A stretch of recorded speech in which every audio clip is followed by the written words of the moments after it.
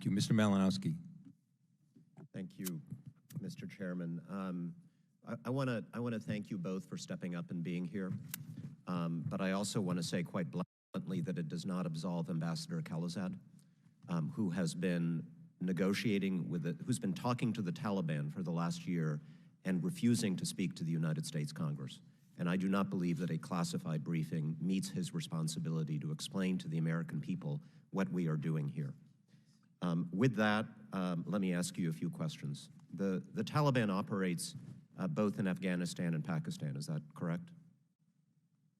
Taliban has sanctuary in Pakistan.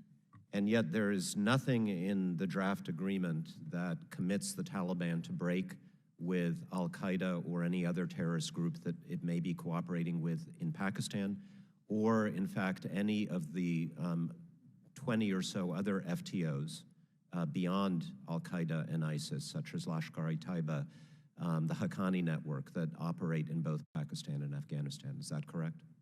I can't speak to the details of the text. All I can note is that it is conditions-based with the preeminence given to ending ties to terrorist organizations. Well, the only terrorist organizations that have been mentioned are those two, and everything you have said suggests that their responsibility ends on Afghan soil. So, in fact, this doesn't really force the Taliban to break with terrorists.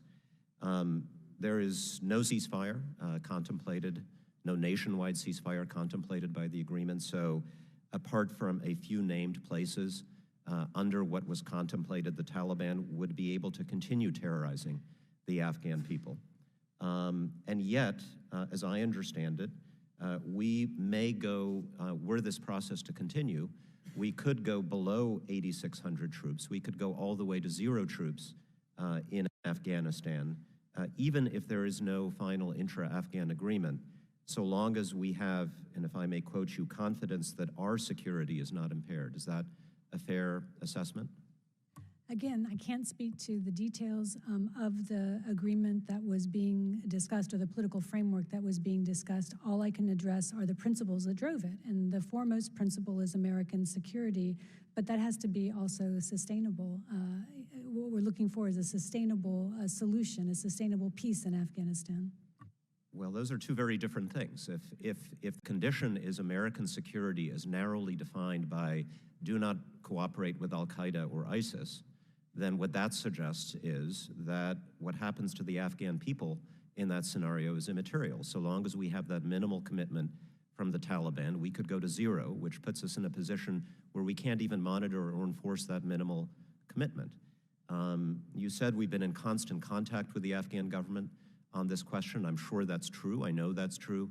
But any of us who've spoken to the Afghan government know that they do not agree with the basic framework of this agreement for precisely that reason, because it leaves them to the mercy of the Taliban so long as we're assured that they're not going to be cooperating with 2 of the 20 or more terrorist organizations that have safe haven in Afghanistan.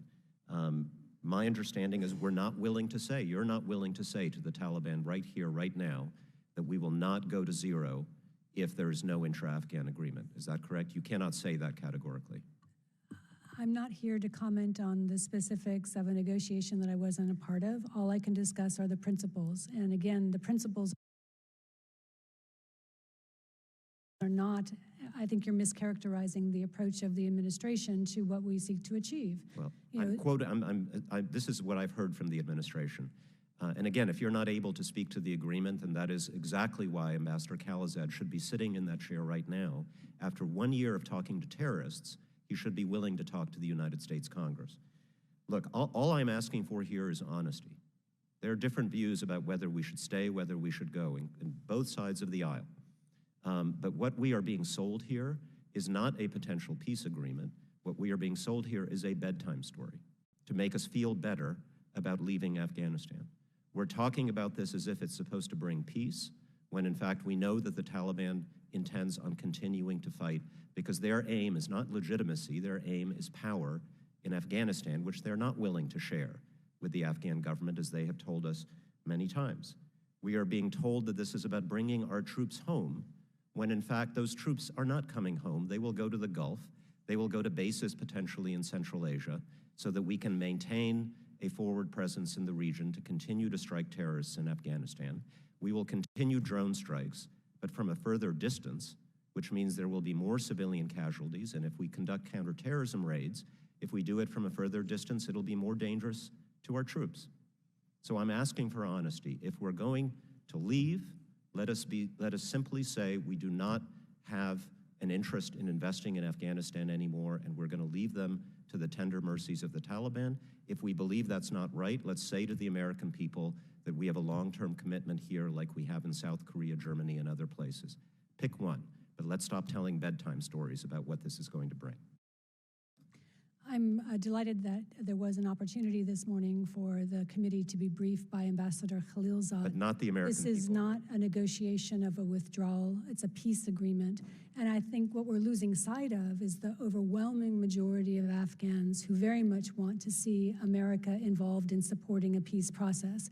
Afghans do not want to fight to the last Afghan. They seek peace. And so this administration, has been creatively working towards that goal. They've had no say in this process, and you know perfectly well that they are terrified, the vast majority of Afghans, about where this is going. This is the only process that's producing potential of direct conversations between the Taliban, Afghan government, and Afghan stakeholders. I yield.